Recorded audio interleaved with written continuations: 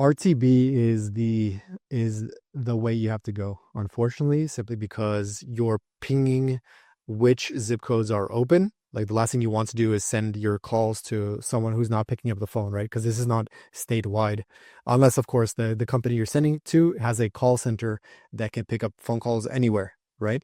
And the second thing is that some buyers have different prices for the each zip code, right? So some zip codes are going to have, a payout of $10, while from one buyer is going to give you $10 for the phone call, while another buyer is going to give you like $70 for the phone call, right?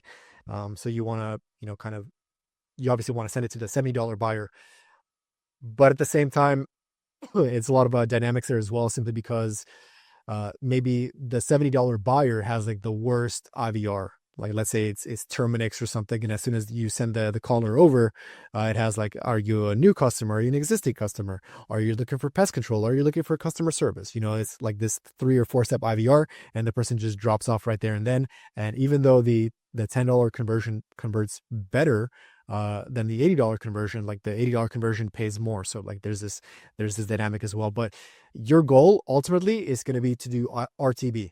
But if you're a total beginner, then go with static and make sure you pull out of your affiliate manager which zip codes are active for the hours. Because the last thing, like I said, you want to be doing is sending phone calls to a buyer that's not even there. Last thing you want to be doing is sending phone calls to zip codes that are not even active, right? So RTB is the way to go. But if you're a beginner, static is definitely doable. There's Ringba. There's Retriever, I believe, does that. Track Drive. I use Ringba. I've had them since like 2000, I guess. Yeah, so I use Ringba.